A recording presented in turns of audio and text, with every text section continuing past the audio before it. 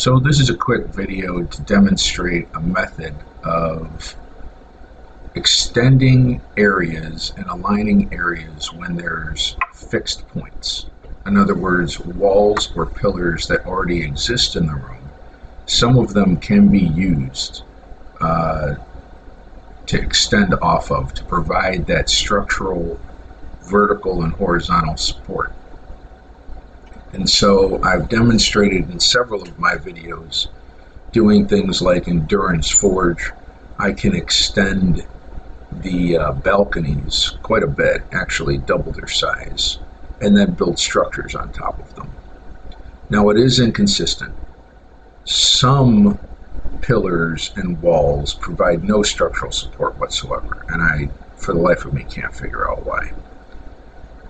But I'll show you the method that I use to repair the bridge down in Dorodelf and extend those balconies. It's pretty simple. If you would assume that these two adamant walls are structures that already exist, I'll show you how I do it. So getting proper alignment is important. And so we'll do the adamant stout barricade. Now a lot of people just try to do that. I've noticed that that doesn't provide enough structural support. So using your left shift to change height, you drive it flat in until it changes this, the solid color. Can't do that. You don't want it green, you want it the solid color. You can do it this way. You can go all the way in, but there's two positions you can put it in. And then you use the scroll to scroll it back. Now obviously, if to the left of my character it was the wall, you wouldn't see that extend inward. And then I change direction. Sometimes you have to wiggle it in there a little bit. It is a pain. Now it looks like I'm actually going to. You can. There's a pillar, actually. I didn't think about this. So now that is connected to that pillar.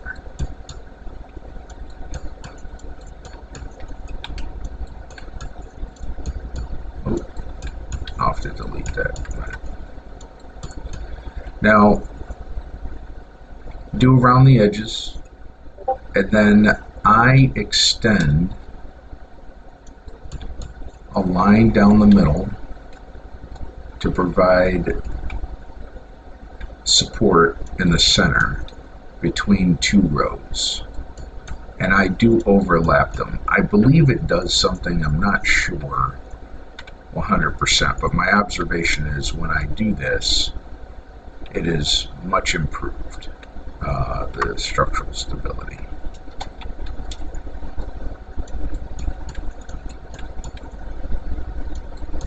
Oh, yeah.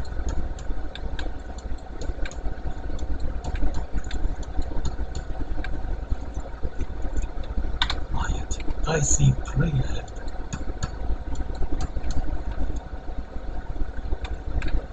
Now notice it starts to turn. No, you will not kill this dwarf. I didn't want to have to deal with that right now.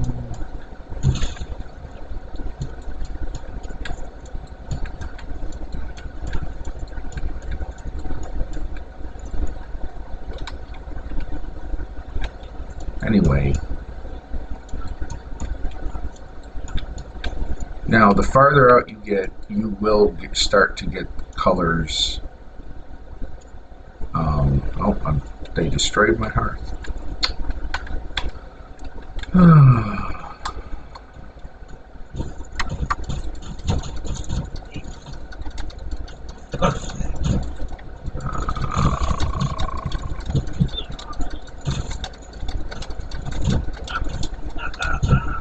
That's one.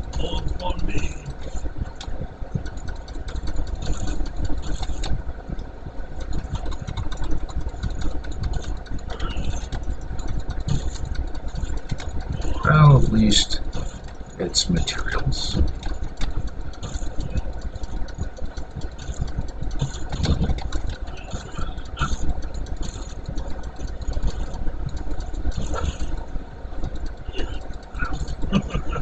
That is all you Get back here,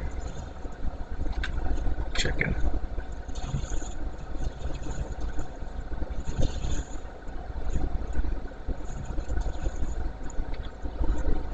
All right.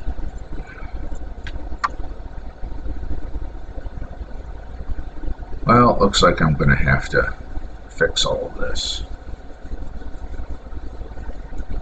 What a pain.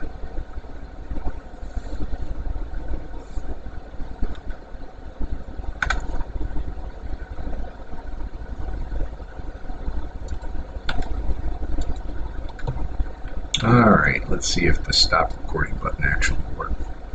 Alright, so we have our pattern laid out, and you notice I'm going to try to extend across to that other pillar. Let's see if it'll provide us support. It may not. I haven't done this before.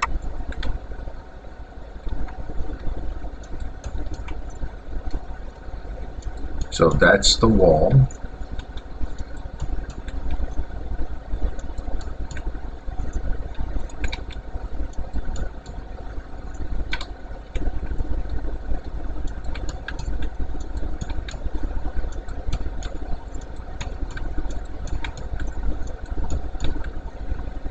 Let's see if it will provide us support.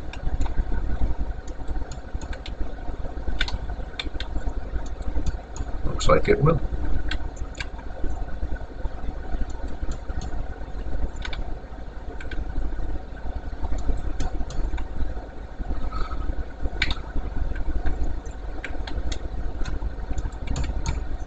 This is resource intensive. I don't do it for every build,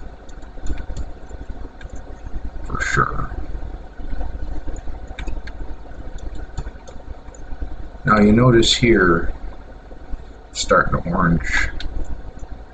This is still yellow.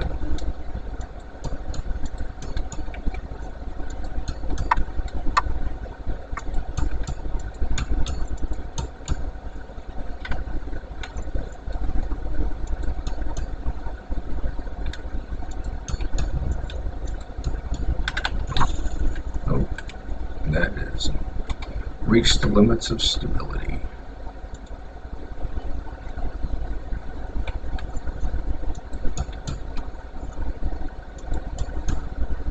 Oh, that's it. So just from the wall, with its gaps on two sides,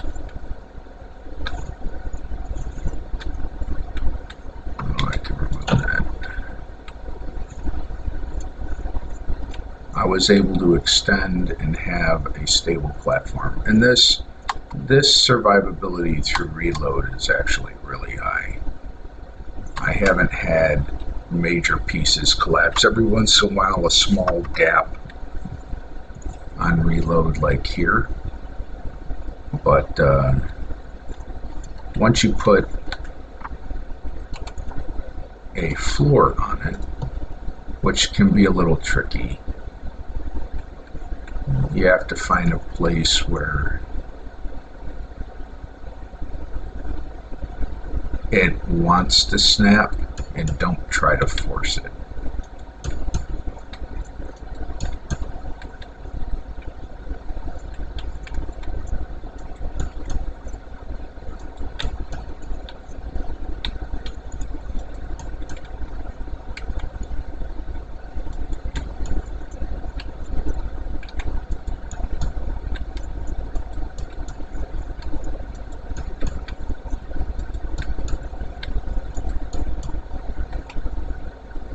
That's orange. That looks red.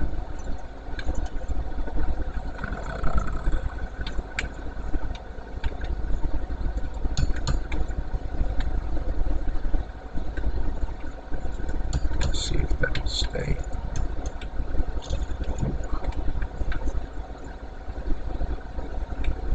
definitely doesn't like that one spot. Everything seems to be a radius of support. That pillar has a radius of support. One of the other videos I linked, demonstration by another gentleman, showed that depending on the material, you can go from a pillar out 3 standard floor tiles before it'll fall down. And the higher you get, the less you can go.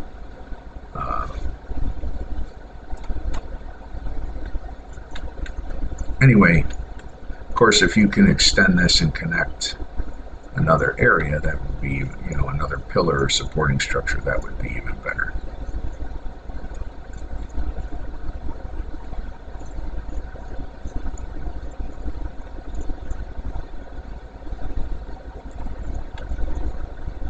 That's the front of the forge. I didn't really build much there, but anyway, that's the technique I've used. It is stable. I'll go over this building in a minute. This is a demonstration building. Let me get a quick night's rest here.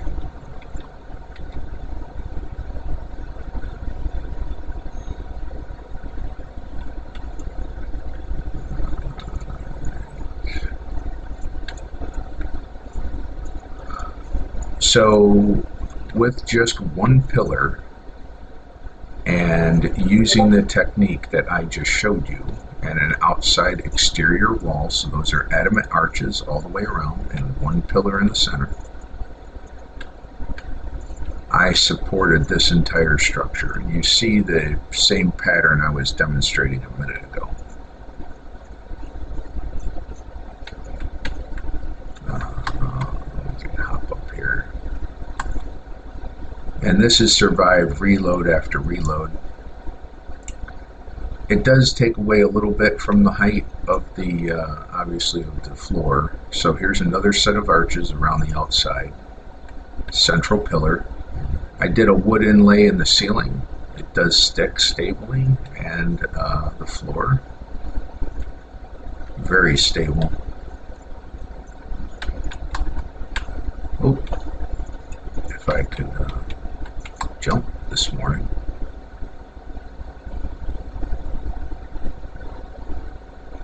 Anyway, same thing up here.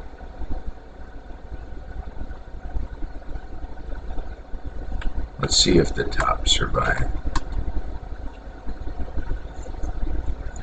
Most of it. I don't know why that fell off. It is annoying how sometimes for no random explained reason things just fall off. That's orange now. When I put that there, it was green. Without cross support, anything above 3 floors is unstable. And I've never gotten reliable. Now, obviously there's 3 floors here, and then this is the roof. This is the first floor. Anything above that, very unstable. The floor is stable for the most part. Obviously, I lost a couple of pieces on reload for no explained reason that are now orange when I put them back. That one's red. A little bit of frustration. This I left open so I can get in and out.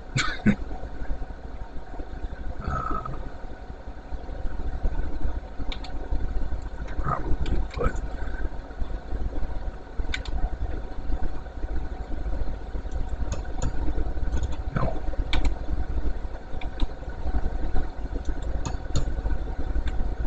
make it a little easier to walk out.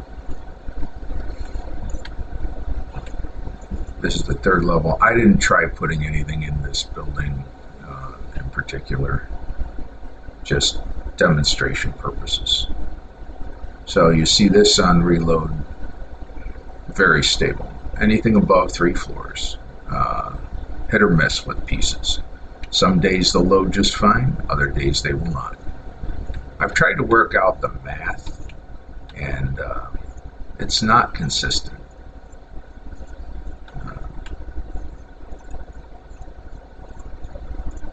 this is what you can do with that method that I just demonstrated.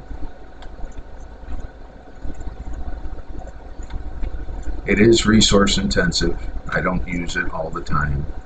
But for those projects that need to span or extend I